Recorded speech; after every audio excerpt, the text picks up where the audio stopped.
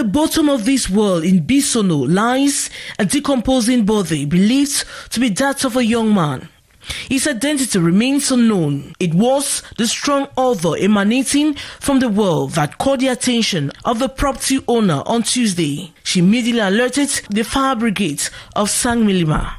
Nous avons effectué un sauvetage en excavation. We carried out an excavation and managed to extract the victim from the water. But the situation was alarming. The body was in a very advanced state of decomposition, indicating it had been in the water for quite some time. We couldn't even identify the victim. Dans l'eau, on n'a même pas pu l'identifier.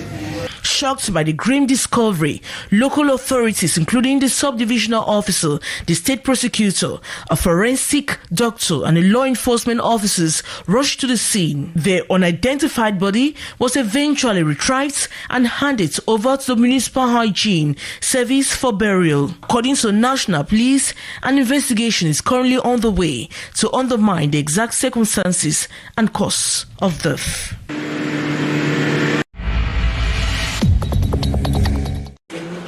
The One Youth, One Trade and One Job initiative is geared towards shaping the minds of young people to grow simultaneously, blending studies and sustainable projects. Guide our young people, associating parents and the teachers, the trainers, is very important, because in schools, in university, each young people should have a social, a professional project, or develop a trade.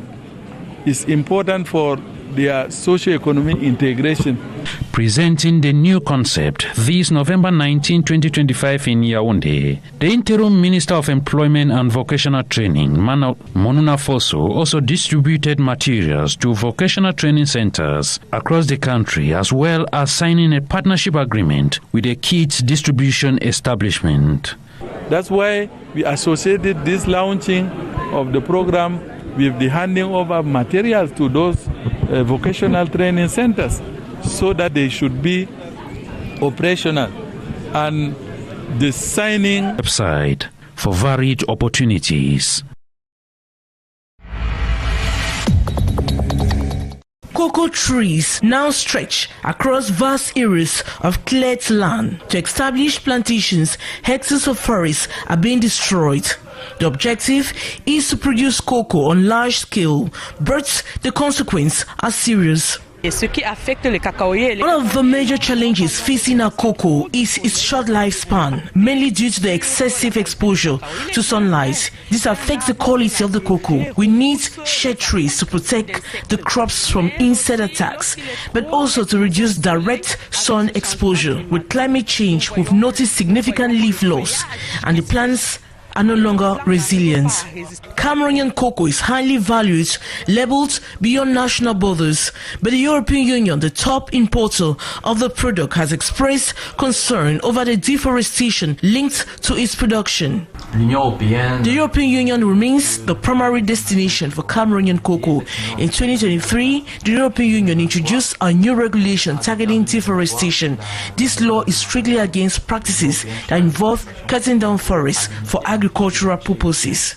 The race for financial gains in cocoa production cannot overlook the need to comply with environmental regulations. 80% of our cocoa is consumed in the European Union, which is why we must comply with their new regulations, prohibits tree felling, especially as we face the effects of climate change. Today we must protect trees, not only to combat deforestation, but also to prevent erosion, since cutting down the trees weakens the soil structure.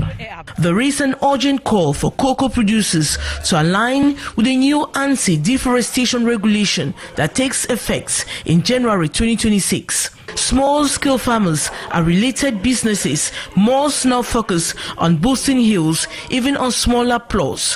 What matters most is becoming an active part of the fight against deforestation. Cameroon keeps battling with standing challenges in the agricultural sector, with output not enough to meet the high demands of the increasing population.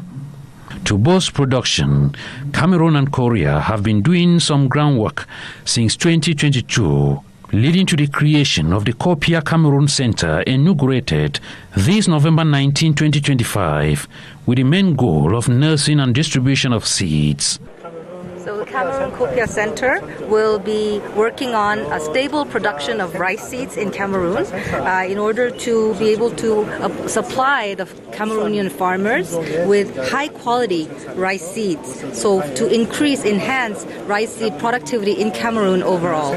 Sharing the opening ceremony in Yaoundé, the Minister of Agriculture and Rural Development, Gabriel Mbairobe, lauds the initiative as that which will greatly empower farmers and increase yields. This initiative is very important for us because firstly we will construct a seed farm in Avangan which can help us to provide around 2,000 tons of improved seed, and then after we will implement the mechanization of the cultivation of the rice. This is very important, and we look forward for the other crops like potatoes and tomato. The objective as 2025 approaches is clear, with key farming areas already earmarked. We have the objective to produce about 2,000 tons of rice before 2028. So as from early 2026, we are starting with the consolidation of 100 hectares, and we have 4 areas that we've already cited. We have Koteng, we have Kutaba, we have an area in the northwest region that's in around Balikumbat, and also in the Adamawa region. Copia Cameroun also lays emphasis on new agricultural technologies. We focus on simple, practical technology and training, so the farmers in the institute can stand up their own. That's what makes the difference. The experts reveal that the Kotaba pilot station can already boast of irrigated rice production on over 20 hectares of land.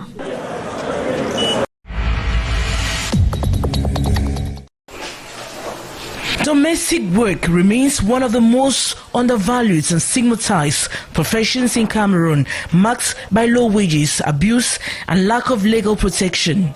This contributes to youth unemployment and discourages many from taking up the job, especially women. Les salaires bas qui nous empêchent de nous offrir les services, de garder nos enfants et de notre bien-être. To address this, the Association for the Development of House Assistants launched a campaign in Sangmilima in the South region to educate and empower domestic workers and sensitize employers on workers' rights and dignity. Led by Claudine Lucy Budo Mbala, CEO of ASDAM, the training was held at the Center for the Promotion of Women and the Family in partnership with the Labour and Women's Affairs delegations. Topics included fair wages, rest days, protection from abuse, and respectful treatment. Il se situe à entre 30 à 40 000. Mais avec ces salaires, comment vivons-nous au quotidien? Participants express renewed pride in their work. Judith Oluno Olivia, a domestic worker, shared her experience, while Saibu Alpha, divisional delegate for Labour, urged workers to seek support from legal and civil platforms. L'ASDAM est engagée beaucoup plus vers la protection spécifique des femmes et des filles mères travailleuses domestiques. The campaign extended to public spaces through street caravans, reaching broader audiences. With initiatives like these, domestic workers can now hope for greener recognition and protection. Education is one of the fundamental elements that has strengthened links between Cameroon and the United Kingdom over the years. The products are many. Some here at the British residence in Yaoundé this Tuesday, November 18, share their experiences and success stories during this Education Day Forum. We are celebrating education. We are celebrating UK connections with all our alumni, from education to culture to internship, everything that anybody who has had any connection with the UK whatsoever in that domain. This is part of the pioneer edition of the British Week in Cameroon, under the patronage of the High Commissioner. Well, we're taking advantage of having our National Day, celebrating King Charles's birthday on Thursday, to do a whole week of events, all around the theme of connecting, collaborating and celebrating, because that's really what we think of the UK-Cameroon relationship. Tonight we're celebrating all our alumni in the broadest sense, so anyone that's studied in the UK, we want to hear from them, we want to hear their stories, we want to hear how their experience was in the UK. Young students from schools across the country here to enrich their knowledge with wider perspectives of global standards. One of the things that really marked me is about one of our speakers who came and spoke about mental health, which is one of the aspects that we don't really talk about a lot here in the country. So that's something that I would definitely go back home with and make a lot more of research about it. I've learned here is that you don't directly go to university. There are many places that partner with the university, which you can start off there before going to university. Like, for example, if you want to do economics or business, there is a place where you could go 1 or 2 years before actually going to school or before actually going to university. The British Council reiterates commitment to impact students and learning institutions through libraries and related initiatives. September